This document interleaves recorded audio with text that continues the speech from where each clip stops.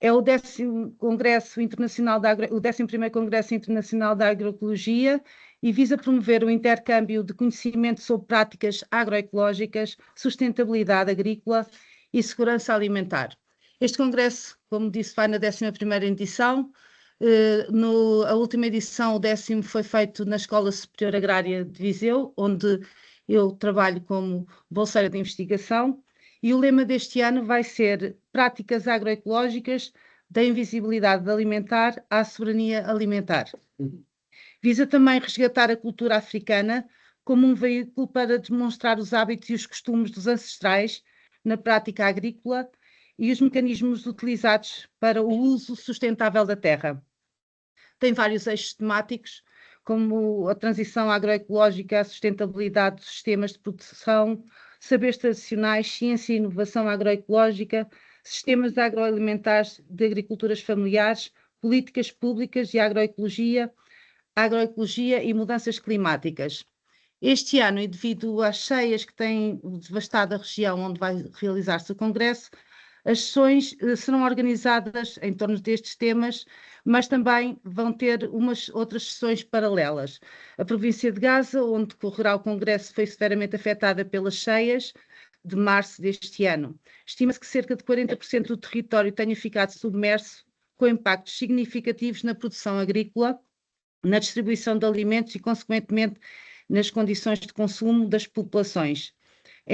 Em particular a região de Choqué, no sul do país, e considerada uma das principais zonas produtivas. Foi fortemente atingida por estas cheias, tendo o Vale do Limpopo inundado rapidamente e grande parte do território também, comprometendo culturas essenciais como o arroz e agravando os riscos da insegurança alimentar. Neste contexto, cada sessão, das que falei anteriormente, integrará 3 níveis de participação complementares que não estavam previstas logo de início. A apresentação dos trabalhos previamente submetidos, incluindo as mesas redondas, comunicações científicas e relatos de experiências, a apresentação de questões devidamente enquadradas no respectivo contexto por parte de instituições públicas, académicas, organizações não governamentais e produtores locais e a participação alargada dos restantes congressistas. O que se pretende deste modo é promover um debate estruturado e inclusivo, orientado para a mobilização do conhecimento agroecológico suscetível de aplicação prática na recuperação sustentável do território de Gaza. Portanto, o que na altura, quando falei com a professora, eu sou vossa colega aqui também na escola, estou a fazer o mestrado em Sociologia e, portanto, na altura, quando falei com a professora, foi exatamente por a minha participação neste congresso, com a apresentação deste trabalho, e que na altura a professora achou oportuno porque temos trabalhado com alguns temas, algumas metodologias que podem ser interessantes, pelo menos para nós têm-se mostrado interessantes, e este é o trabalho que tem a ver com o trabalho que eu vou apresentar lá no Congresso.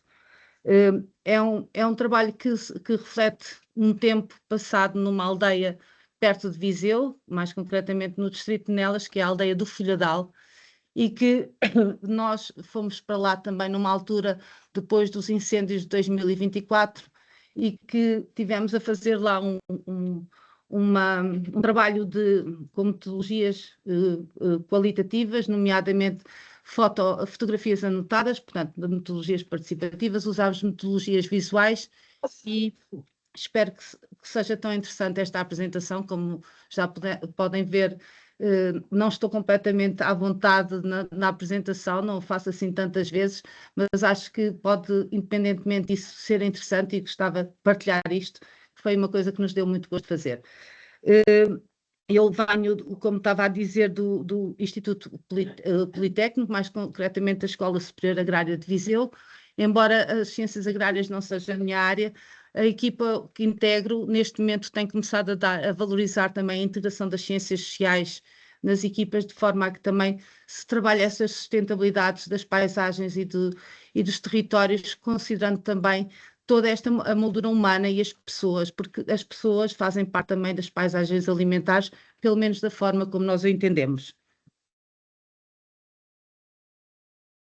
Portanto, este trabalho que fizemos no Folhadal fez parte de um projeto mais alargado, que foi o projeto PAGE, que foi um projeto participativo que procurou revitalizar territórios rurais através da valorização das paisagens agrícolas e alimentares enquanto um património vivo.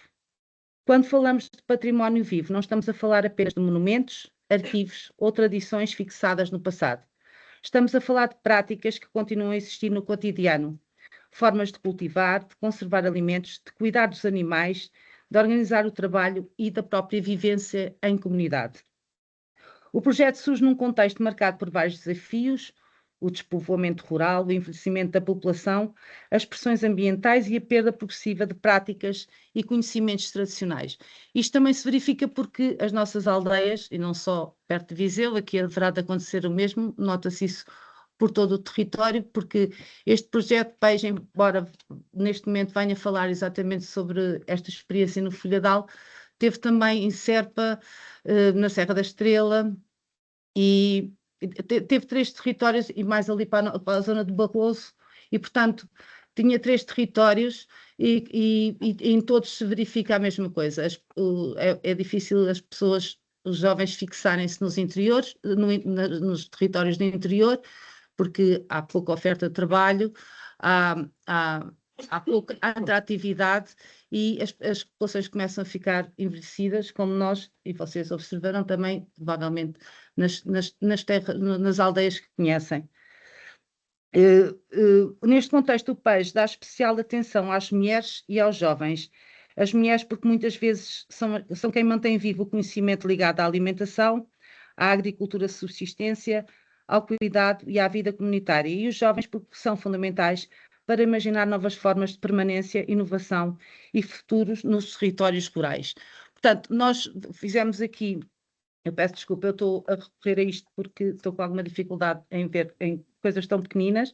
Portanto, nós tivemos esta preocupação de relacionar práticas alimentares, conhecimento tradicional, o património cultural e as relações sociais que se verificam nestes territórios do interior. O PAGE foi desenvolvido por um consórcio de diferentes parceiros, incluindo associações, organizações não governamentais e empresas locais, algumas delas lideradas por jovens agricultores. Eram também nossos parceiros, projetos de jovens agricultores que se fixaram, alguns que já eram do território e que lá se mantiveram, outros que foram para fora e regressaram, e outros que nem sequer eram dos territórios e decidiram escolher para criar o seu projeto de vida. Cada parceiro contribuiu a partir da sua área de trabalho, mas todos partilharam uma preocupação comum: pensar o desenvolvimento rural de forma mais justa, sustentável e enraizada nos territórios. No caso da Escola Superior Agrária, o nosso papel situa-se na interseção entre agroecologia e memória biocultural. Isso significa que procuramos apoiar a preservação de formas ancestrais de cuidado da terra e da paisagem, mas sem olhar para essas práticas como algo parado no passado. Pelo contrário, interessam-nos enquanto base para imaginar novas formas de inovação comunitária. No projeto, trabalhamos também com ferramentas como sistemas participativos de garantia, ou os SPG, sistemas que assentam na confiança, na definição coletiva de critérios, na revisão entre pares e na responsabilização comunitária. Estes SPG, estes sistemas participativos de garantia, tem também esta ideia de nós funcionarmos como numa auto-organização. Isto funciona mais ou menos da seguinte forma: eu sou um produtor, eu tenho um turismo rural, e em vez de estarmos como produtores sempre à procura de selos que vêm de sítios que às vezes são só procedimentos e que muitas vezes até essa garantia fica perdida nos formulários, este sistema participativo de garantia tem a ver com a ideia de que eu, como consumidora, outra pessoa como produtora, criamos entre nós uma forma de garantir que para o exterior garante essa qualidade que pretendemos atribuir àquele produto ou àquele serviço. São sistemas que funcionam através também de um selo, e esse SPG é também esta forma e esta maneira interessante que nós no Peixe quisemos, esta ideia de envolver a comunidade e as pessoas que estão realmente nos territórios e haver esta partilha de responsabilidade, neste caso de garantia de qualidade, e haver esta envolvência da comunidade em todos esses processos. Além disso, o projeto integra uma dimensão de turismo sustentável e de base comunitária, procurando ligar alimentação, paisagem, cultura e narrativas locais de forma não extrativa. Neste slide, agora a seguir, podemos ter exatamente a ideia de que esta ideia que nós fugimos muito neste projeto e que a mim também, como estudante agora de mestrado em Sociologia e trabalhando há algum tempo já nesta área, interessa fazer essa reflexão, é se nós queremos usar as comunidades como um banco de dados onde vamos retirar informação e chegamos depois aos nossos gabinetes, às nossas universidades, às nossas empresas e pegamos naqueles dados, trabalhamos, embrulhamos e de alguma forma as pessoas e os locais onde nós fomos buscar esses dados de alguma forma ficam afastados do resto do processo. A nós não nos parece isso e, portanto, esta ideia de fazer uma inovação enraizada na comunidade, menos do que só num sentido de extrativismo, é uma ideia que nos é preciosa e que, portanto, pretendemos sempre buscar, ou pelo menos estar engajadas com essa ideia ao longo do nosso trabalho de campo ou até mesmo do nosso trabalho de reflexão. Uma ideia central do Peixe é que a inovação não tem que ser sempre tecnológica, nem tem de estar necessariamente ligada à criação de novos produtos, novos mercados ou novos modelos de negócio. No Peixe, entendemos a inovação como a capacidade de responder a problemas concretos nos territórios. Por isso, para nós, a inovação pode surgir de formas muito simples. Num forno comunitário que foi reativado, por exemplo, nós também fizemos isso numa outra aldeia, em que havia um forno comunitário que estava há muito tempo desativado. Nós conseguimos, através do apoio da junta e de pressão junto às associações, que esse forno fosse outra vez ativado. Fomos buscar uma senhora que tinha perto de 90 anos, que também ainda se lembrava de como é que fazia e o que é que fazia. Levámos, como vos falei, a parte das mulheres e a parte dos jovens, levámos uma escola ao sítio para perceberem e de alguma forma fazerem todas as perguntas e perceberem como é que o pão de antigamente ou o pão de hoje tem um processo diferente, mas entender isto também sem o sentido do folclore que às vezes existe à volta de todas estas situações. É o envolvimento comunitário para a comunidade e não a ideia de que vimos de fora assistir àquilo de uma forma desenvolvida e, portanto, quando às vezes também falamos aqui de turismo, falamos sempre num turismo ético e responsável, comprometido, e não um turismo de massas. Portanto, entendemos mais a pessoa que vem ali, que se envolve, do que uma pessoa que vem só para usar, por exemplo, ou o restaurante, ou para pernoitar e não ter nenhum envolvimento com a comunidade.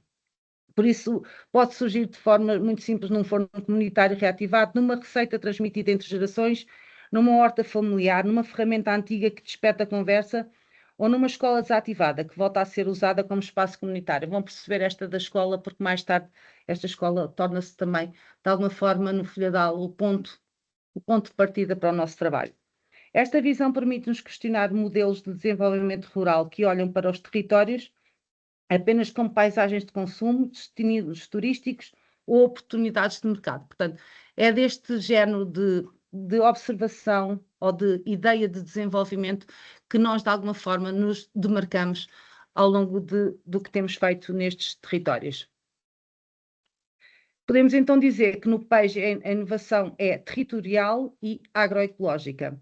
É territorial porque parte dos problemas, recursos, memórias e relações existentes em cada lugar. E é agroecológica porque valoriza a relação entre práticas agrícolas, ecossistemas, alimentação, justiça social e comunidade. E insere-se numa temática central da agroecologia contemporânea. A erosão simultânea de diversidade de práticas camponesas e de regimes de conhecimento local, associadas a processos de motorização agrícola orientadas apenas por eficiência e mercado, como tinha falado anteriormente. Nesta perspectiva, recuperar uma prática antiga não significa voltar ao passado de forma nostálgica. Significa perguntar: que conhecimentos ainda são úteis hoje sobre este objeto? Que práticas podem ser adaptadas? Que formas de cooperação continuam a fazer sentido? E que futuros podemos imaginar a partir delas? E é aqui que a memória biocultural se torna fundamental. A memória biocultural refere-se ao conjunto de conhecimentos, práticas, técnicas, crenças, símbolos e relações sociais através dos quais as comunidades humanas interagiram historicamente com os seus ecossistemas. Ou seja, a memória não é apenas aquilo que as pessoas contam, é também aquilo que as pessoas fazem. Está presente na forma como cultivam, como cozinham, como conservam os alimentos, como cuidam dos animais, como usam ferramentas, como organizam o trabalho agrícola e como se relacionam com a terra entre si e entre si. Portanto, também esta dimensão comunitária das relações existentes dentro das próprias comunidades. Por isso, a memória biocultural existe na interseção entre natureza e cultura. Não está apenas nos arquivos ou nos museus, está nos gestos cotidianos, nas paisagens, nos ritmos de trabalho, nos objetos e nos alimentos. A propósito da memória biocultural, isto também remete-nos para um outro conceito, que é defendido por Toledo e Barreira Bassols, que é o da amnésia biocultural. Esta ideia refere-se à perda progressiva de conhecimento local, muitas vezes causadas pela modernização, pela agricultura industrial e por modelos de desenvolvimento mais tecnocráticos. Nos contextos rurais, muitas práticas ligadas à agricultura de subsistência, à preparação dos alimentos e ao cuidado tornam-se invisíveis. Falamos muitas vezes disso e por isso nós também falamos muito do papel das mulheres, um papel de cuidado e um papel de preservação de sementes, um papel de práticas agrícolas que muitas vezes fica invisibilizado, também não só nas aldeias, no resto da sociedade, mas neste momento centramos-nos sobretudo sobre o papel das mulheres nesta dimensão. Apesar de serem fundamentais para sustentar paisagens, ecossistemas e formas de vida comunitária, nem sempre são reconhecidas como conhecimento legítimo. Por isso, no peixe, ativar a memória biocultural é também uma forma de ampliar aquilo que conta como conhecimento, quem é reconhecido como detentor de conhecimento e quem tem o direito de imaginar o futuro e o território. Mais à frente vocês vão ver outra vez este desenho, porque vamos agora entrar então nessa dimensão mais real dessa aldeia do Folhadal, em que nós entendemos uma linha do tempo viva. Uma linha do tempo viva, o início do Folhadal. A memória não é recolhida como dado estável, mas emerge por camadas à medida que se constrói confiança e legitimidade. No Folhadal, o trabalho começou depois dos incêndios de 2024, num momento de grande vulnerabilidade territorial e de grande perda. A nossa entrada na aldeia não aconteceu com uma agenda fechada. Chegámos através de um diálogo inicial com o município de Nelas, que identificou o Folhadal como um lugar importante para iniciar um processo de base comunitária. É importante sublinhar que, no início, o objetivo não era simplesmente recolher memórias. A questão era outra: perceber se a memória poderia tornar-se um recurso partilhado para a regeneração comunitária e para pensar a inovação. Nesta fase inicial, a memória ainda era algo bastante abstrato. Estava presente, sobretudo, como uma preocupação, o medo da perda, do desaparecimento e do esquecimento. Desculpa, doutora Cristina. Sim? Nós não conseguimos ver os slides, os PowerPoints. Só um bocadinho. Vou pedir aqui que me ajudem, porque eu também não vou conseguir. Espera só um bocadinho. Estás-me aqui uma ajuda, Carlos? Só um bocadinho, por favor. Tá certo.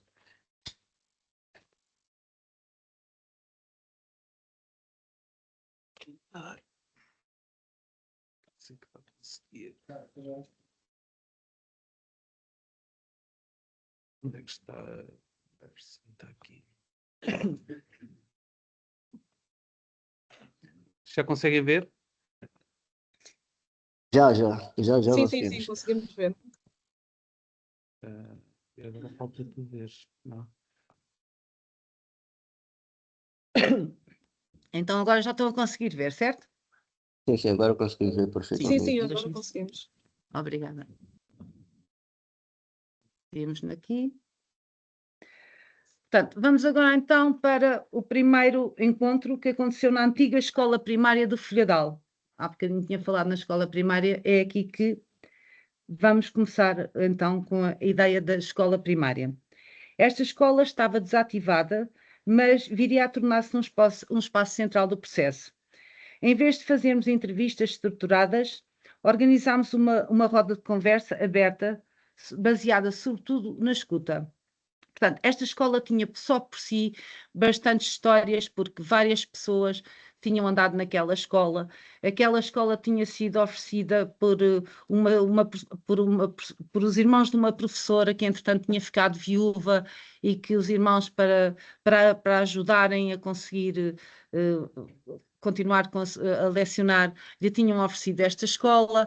E, portanto, aquilo já era um ponto que só estarmos naquela escola foi por si já um grande motivo, um desbloqueador de conversa bastante interessante. O que transformou a dinâmica não foram tanto as nossas perguntas, mas os objetos que já estavam guardados na escola.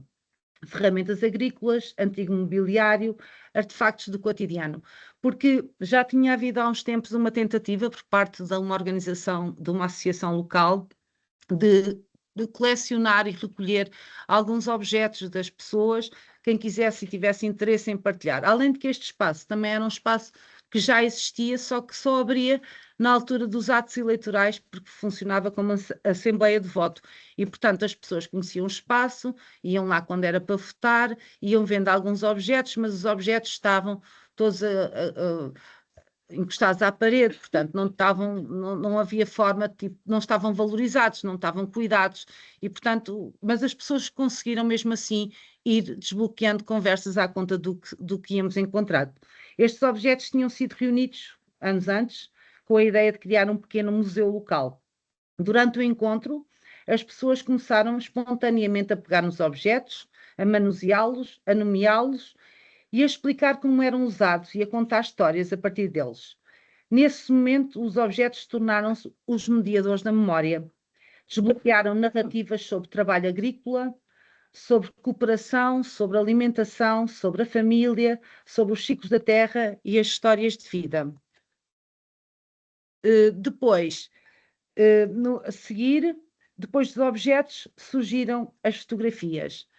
Quando nos surgiram as fotografias, nós que já estávamos sempre na ideia de usar metodologias participativas, decidimos que era se calhar uma altura boa para pensarmos também noutras metodologias visuais e na altura, quando começaram a referir a existência de fotografias nos espólios particulares das pessoas, portanto nas suas casas, nós achámos que esta ideia da fotografia, fotoilicitação, a fotografia anotada, podia servir para estimular a memória viva e para ajudar na reflexão e para as pessoas poderem entrar em temas mais específicos. Facilita o envolvimento das pessoas e é também uma forma, estas metodologias visuais, não é? Nomeadamente esta, nós noutros projetos também já usámos o Photo Voice, também é uma metodologia bastante interessante, mas que não está aqui neste projeto, tem a ideia de que captam aspectos que a linguagem verbal pode omitir e é eficaz para dar voz a grupos com menos poder de expressão verbal. Portanto, estas pessoas, através das fotografias que eram suas e que eram elas que as traziam, estavam à vontade para falar. Se fosse, por exemplo, nós a sugerirmos fotografias, se calhar havia um maior constrangimento, havia uma sensação de estarem dentro do seu domínio, do seu campo, quando estavam a trabalhar sobre fotografias, que eram fotografias da sua família, fotografias do seu espólio, fotografias das suas casas. Mas é importante dizer que as fotografias não apareceram porque nós as pedimos. Durante a conversa, as pessoas começaram a recordar fotografias que tinham em casa, imagens de plantação de batatas, da matança do porco, das vindimas, das festas religiosas, dos encontros familiares e de alguns momentos de trabalho também.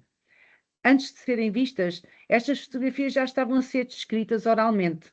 Já tinham e vinham carregadas de significado quando nos foram apresentadas, antes mesmo de serem partilhadas connosco. Isto mostra-nos que a memória não aparece de forma linear. Primeiro vieram os objetos, depois as histórias, depois as fotografias recordadas e só mais tarde as imagens físicas chegaram ao espaço comunitário. Grande parte do trabalho no Folhadal aconteceu fora dos momentos formais. Aconteceu no café, em conversas. Aconteceu no café, em momentos informais, conversas, visitas a casa, momentos de cotidiano, partilhas que fomos fazendo sobre. Não, bloqueou, sim.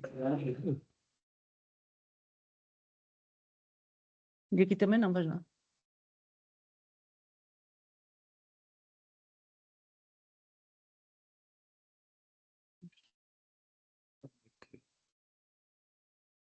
Tens que ir correto, acho eu.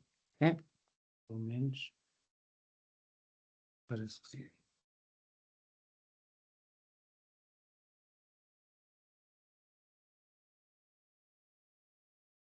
Não, também não está a dar assim. Agora está a ter que ser comendo. Não, está crescendo. De carreiras. Ah, Não está a mostrar. não está a andar.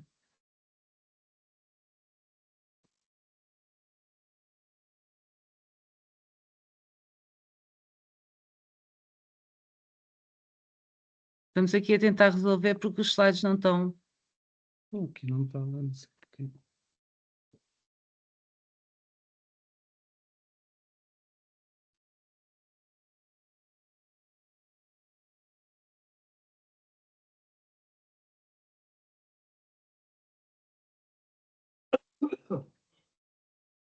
Tá?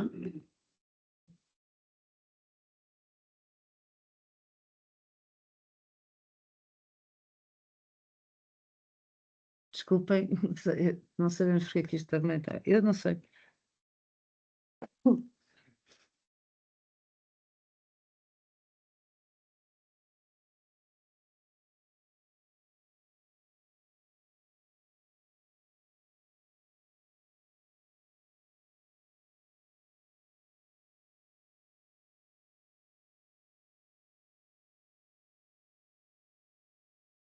Ok.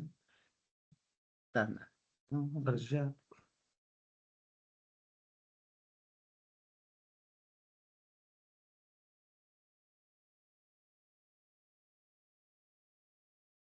Não sei se já tínhamos visto este.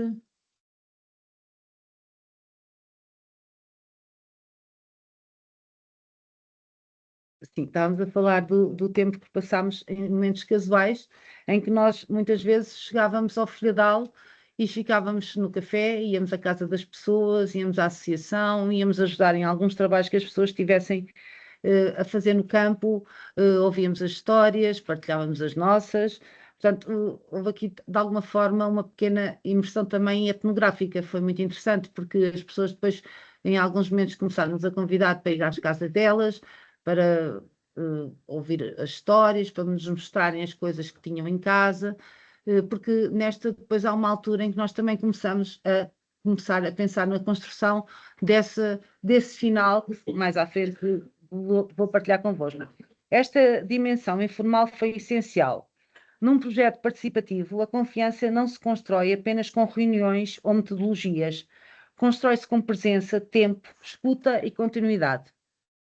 Também percebemos que a memória nunca é neutra. Está ligada a relações de poder, silêncios, tensões e disputa de legitimidade. Durante o processo, houve também uma mudança na presidência da junta local. Foi eleito um novo presidente de outro partido político. E isso obrigou-nos a recomeçar. Sim?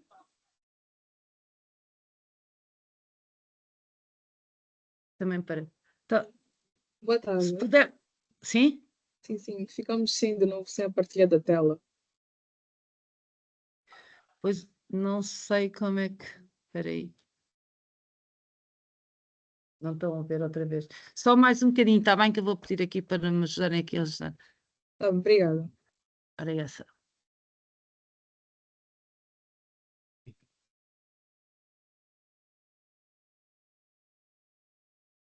Obrigada mesmo, olha, se não fazer todas. Não sei se deve ser isto. Penso que agora já está, não? Estão a ver agora? Sim, sim, conseguimos ver. Obrigada. Então, aqui antes. Disse. Basta andar, não sei. Sim. Foi nessa altura que estava a falar dessa mudança de. Moeda na província de Cabo Delgado foi removido da cabeça de uma mulher, aparentemente com um tumor num tumor muito grande. Um rato foi removido da cabeça de uma mulher. Precisávamos que desligassem o telemóvel, por favor. Problemas técnicos. Agora vamos mostrar este caso em precisávamos que desligassem, por favor, os telemóveis, está a fazer interferência. Sim, sim, Sim, já, alguém já, estava com o microfone ligado. já Ok. conseguimos resolver. Ok, obrigada.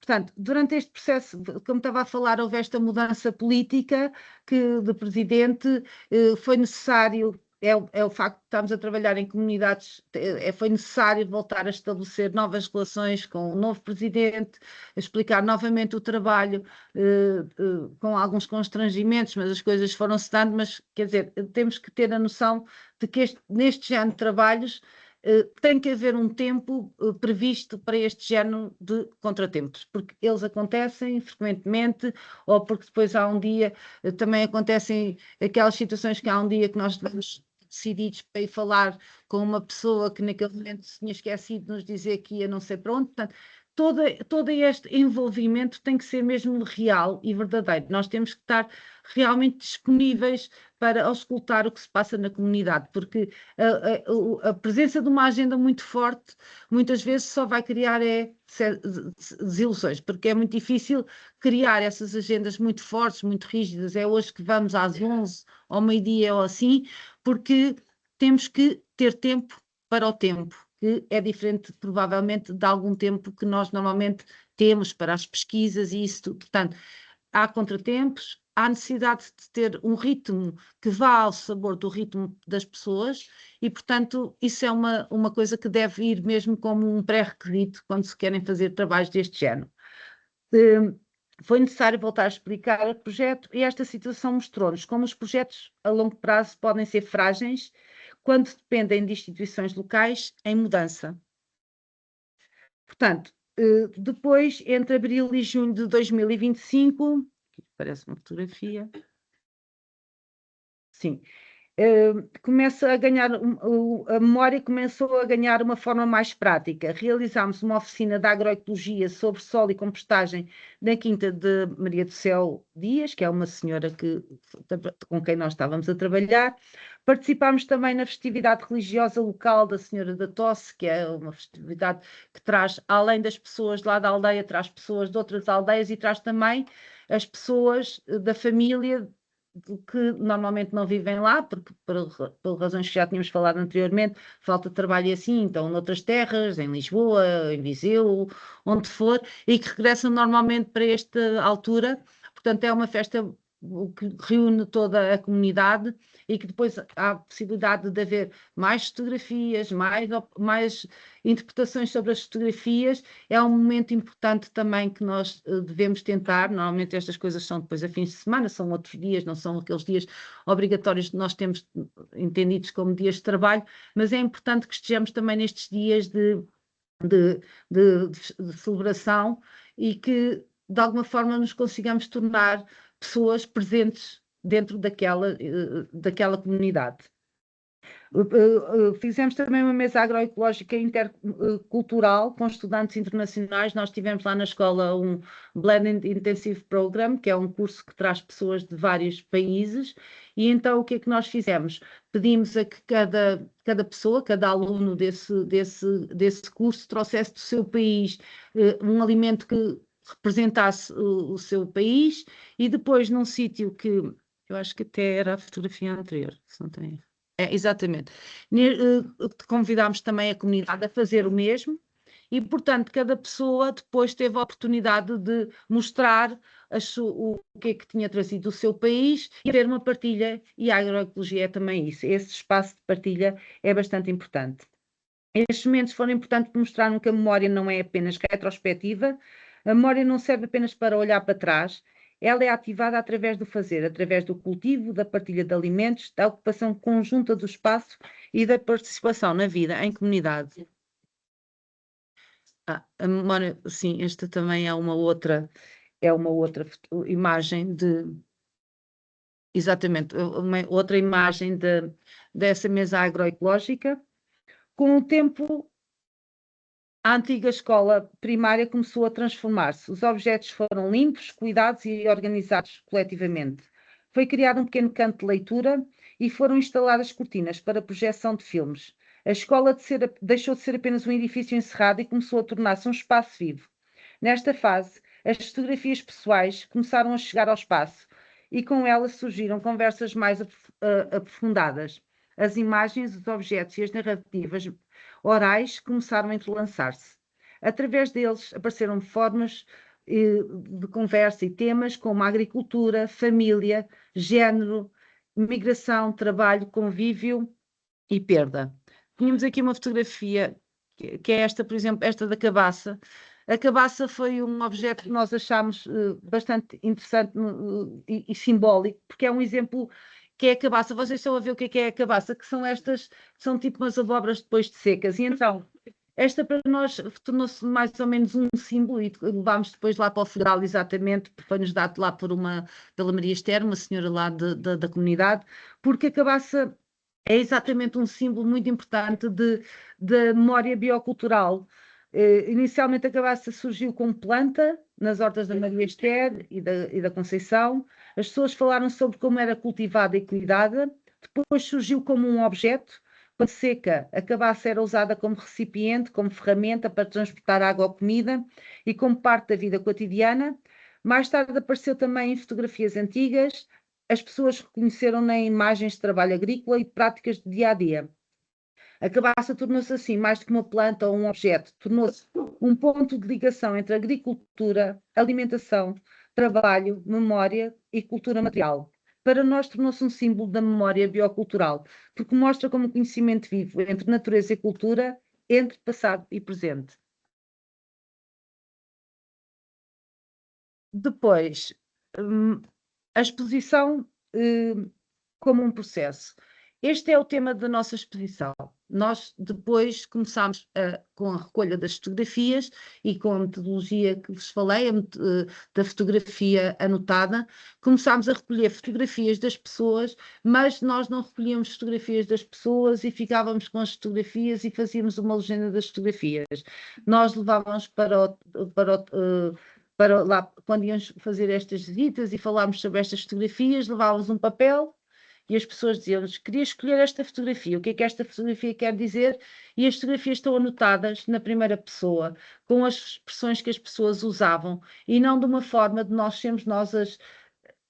Não se procurou uma curadoria para estas fotografias que fosse da parte da equipa, não da equipa, neste caso, de trabalho da ESAV. Não, nós pretendemos que esta curadoria fosse participativa e que as pessoas escolhessem as suas próprias fotografias para contarem a sua própria história.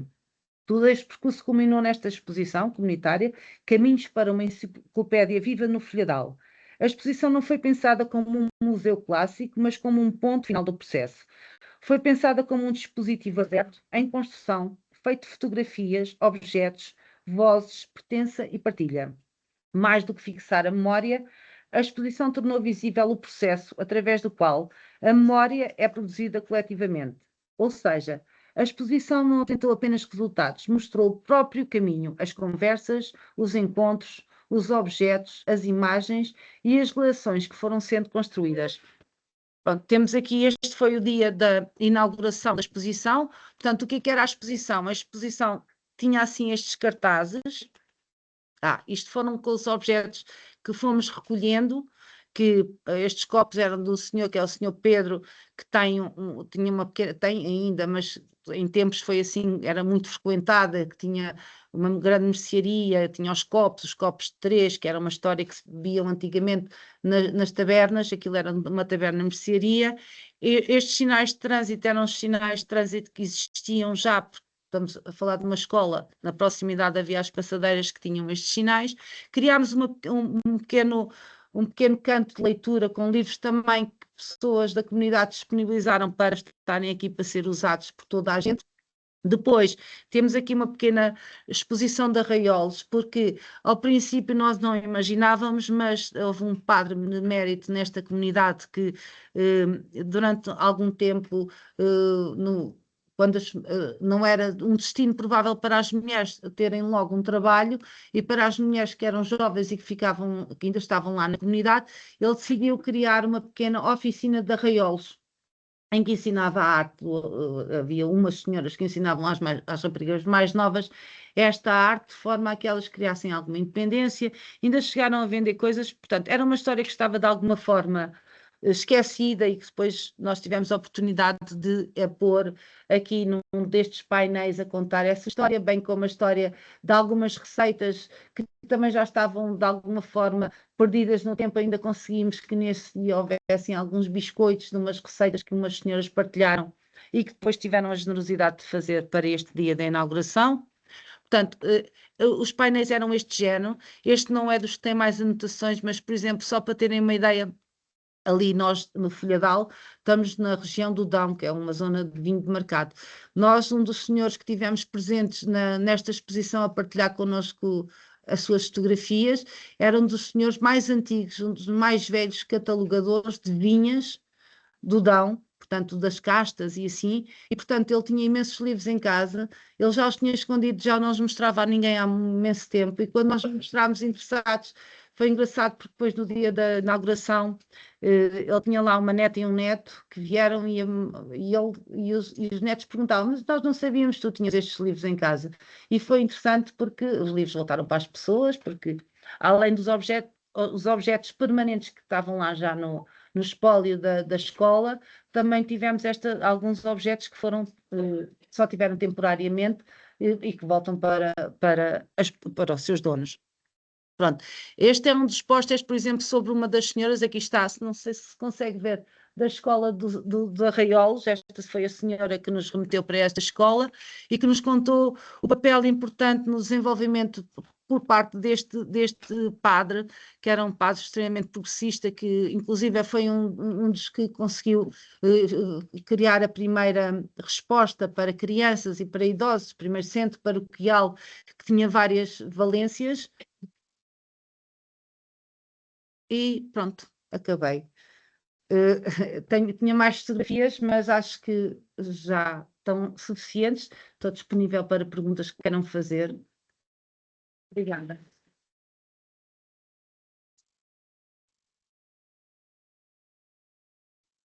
Boa tarde. Uma aula. Entretanto, eu não sei se viram conexões entre a questão do gênero, do desenvolvimento sustentável, como que a questão da luta por manter a tradição local num contexto cada vez mais global. Eu, entretanto, iria passar então a palavra a Alan, que é o nosso super sociólogo. Ele, a Cleidisa, o Nilo, o Nuno, tem aqui grandes sociólogos. Ai, não, isso é uma ofensa. Vá. Comentários ou questões que queiram Sim, colocar? estejam à vontade. E se não quiserem fazer perguntas, também estamos à vontade. Eu acho que, em relação a este trabalho, vocês que tiverem mais algum interesse, eu por acaso não pus aqui nos slides. Eu tenho o meu e-mail, posso partilhar convosco. Se vocês quiserem ver mais algumas coisas ou quiserem saber mais alguma coisa sobre o artigo que teve na base deste artigo que foi submetido para o Congresso, estão completamente à vontade. Se quiserem fazer algum comentário, sim. Boa tarde. Só, peço imensas desculpas. Já o colega Nilo tem uma questão a colocar aqui. Bem, antes de mais, bem-aja a toda a equipa da CBS que organizou essa aula. bem como aos colegas que estão cá presentes. Vamos, então, abrir um breve espaço para questões. Temos aqui o colega Nilo, que na sala da Universidade da Beira Interior vai pôr uma questão e depois, pronto, passamos a fala para Moçambique. Então, desde já, bem-aja e passo a palavra ao Nilo.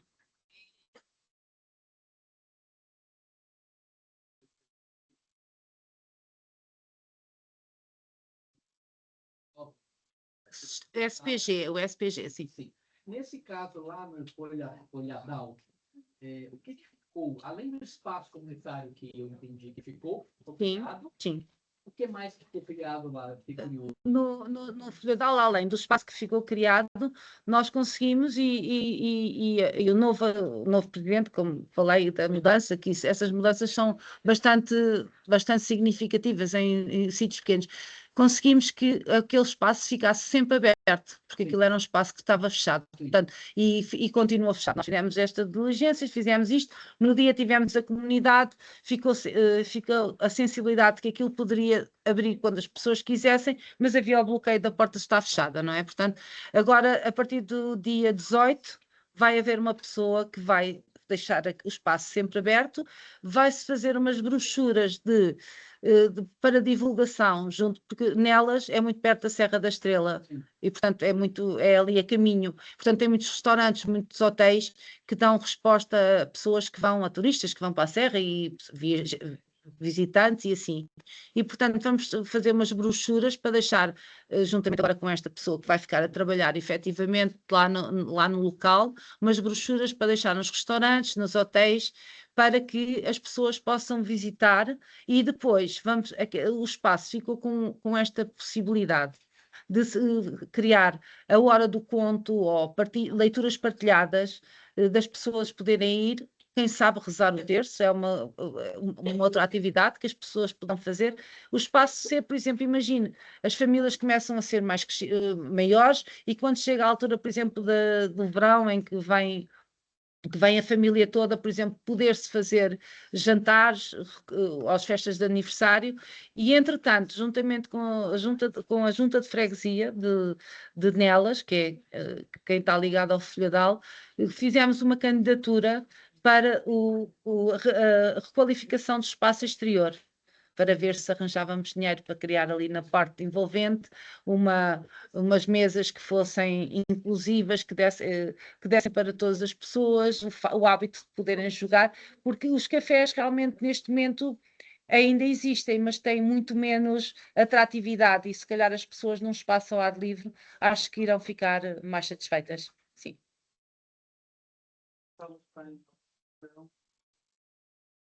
Não sei se daí desse lado alguém tem alguma questão para colocar. Sim, sim. Boa tarde. Sim. Aqui fala a Irmalina, da Escola CBS, e gostaria de saber, naquilo que são as ferramentas dos sistemas participativos de garantia, falou sobre os selos, e eu gostaria de saber se tem alguma parecença com os selos da origem. Olha, essa parte do selo, eu sei que eu tive em alguns territórios com a equipa que está ligada à parte dos SPG. Nós até tínhamos pronto, a ideia de ser o SPG Page, exatamente por ser do projeto. Este sistema participativo de garantia tem a ver com o facto de ser vários interlocutores a garantir um selo de qualidade.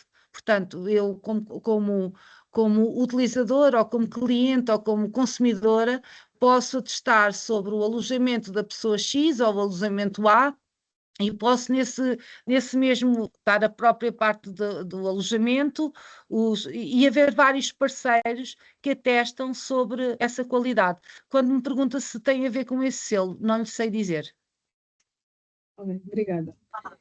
E agora gostaria de saber também, em relação ao Folhadal, queria entender como é que foi a passagem das memórias mentais, todo o processo, até a parte física. Se envolveu algum processo de transformação digital, como é que a equipe que estava no terreno, como é que mais ou menos teve em relação às pessoas que vivem lá localmente? Como é que foi feita a parte para aparecerem depois no final aqueles pósteres? É isso que me Sim, sim, pergunta. sim, sim. Pronto. Sim, sim. Nós quando íamos e quando marcámos várias vezes com, por exemplo, imagina, hoje íamos falar com a Dona Maria Céu, nós levávamos uma folha grande e a pessoa escolhia as fotografias que queria partilhar connosco. E então, em relação a essas fotografias, ela ia dizendo, isto era uma fotografia, que aconteceu isto e que aconteceu aquilo. Nós depois tirávamos as anotações escritas na primeira pessoa, com as palavras que a pessoa utilizava, tentávamos ser o mais fiel possível às... Em alguns sítios usámos gravação para depois termos mais presente também, quando era confortável para as pessoas, ou algumas pessoas com quem nós já tínhamos alguma confiança, que fazíamos essa proposta, não as ia constranger nem intimidar, nós fazíamos também a recolha ou visual, ou então a recolha, pelo menos, do som, e depois, a seguir, tivemos uma equipa de uma agência de comunicação que nos ajudou a transpor as fotografias com os textos que nós escolhemos para as ilustrar, que as pessoas nos deram, para nos fazerem os painéis. Ok. Foi um processo cansativo. Não, foi muito satisfatório. Aliás, falo com alguma saudade deste projeto, porque, aliás, eu e a minha colega, que fomos as duas que estivemos mais ligadas a este projeto, ainda visitamos com regularidade o Folhadal, porque criam-se relações que agora, ainda no próximo fim de semana, vai haver um desses jantares, desses almoços que são de fim de semana, e nós vamos fazer os possíveis por estar presentes, porque, parecendo que não, foi muito tempo e, portanto, ganhámos uma ligação com as pessoas. Em norma, quantas pessoas mais ou menos conseguiram entrevistar ou estar? Entrevistar, quer dizer, estar com pessoas conseguimos com muitas, bastantes na comunidade, aliás, nestes dias que íamos, nestas partilhas, nas mesas agroecológicas, nestas dinâmicas outras que fizemos na comunidade, conseguimos ter contacto com várias pessoas. O nosso contacto mais próximo e assim foi tivemos cerca de 12 cartazes. E alguns dos cartazes depois eram mais cartazes, mas alguns dos cartazes eram sobre, por exemplo, monumentos ou pontos importantes, tipo celebridades, dias festivos que aconteciam na comunidade, portanto era um genérico. Agora, em relação a pessoas mesmo, aproximadamente 12 cartazes com as pessoas individuais ou em casal. Ok. Obrigada. Obrigada. Sim?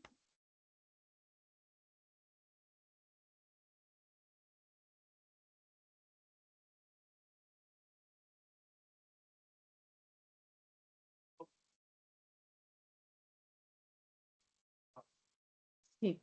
Eu acho que evitar a inovação tecnológica é quase impossível, não é? Pronto. Eu acho é que é preciso haver, juntamente com essa inovação, um outro género de inovação, a possibilidade de uma inovação que seja ir buscar as coisas que já existem, porque é a inovação tudo que resolve um problema, é a inovação tudo que oferece uma resposta. E quando nós estamos a falar da inovação que é, conseguimos reativar um forno comunitário antigo ou reativar uma escola, isto também é inovador, não é? E, portanto, eu acho que o equilíbrio é andar lado a lado, essa inovação tecnológica, como usou a expressão, e esta outro género de inovação, que é uma inovação social e outra forma de olharmos para a possibilidade e para os territórios.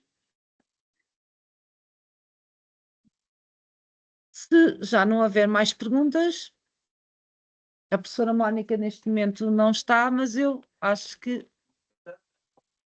não vi a professora Mónica. Tu não sei. Sim.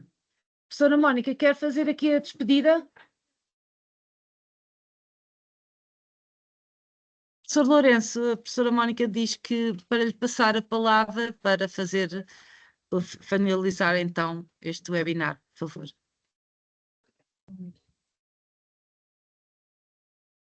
Boa tarde. Hoje estou eu com a engenheira ambiental Sim, como vi Marina aqui, sim. e a colega Débora. E hoje queríamos agradecer à professora Mônica e também à professora Cristina pela partilha daquilo que foi o tema que tem a ver com o coração e e a memória biocultural. Foi um tema muito interessante, pudemos aprender muitas coisas e tivemos a oportunidade de ver qual foi o trabalho mesmo naquilo que foi o Folhadal e todo o trabalho que envolveu a parte desde as ferramentas como sistemas de participativo de garantia. Não tínhamos muito conhecimento sobre isso e foi interessante ter esta partilha aqui com a escola e entender também como é que foi todo o desenvolvimento comunitário. E gostaria também de agradecer a toda a plateia aqui presente. E se não houver mais perguntas, como estava a dizer ambas as professoras, podemos terminar a sessão da webinar. Cara, colega, antes de terminar, peço para que todos os participantes ligassem as câmeras para fazer uma foto.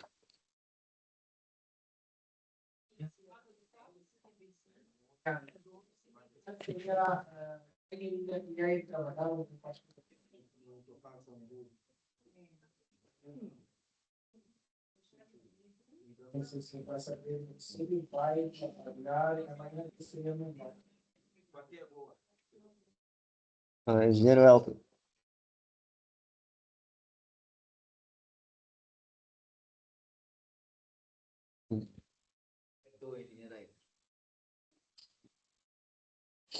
Ok.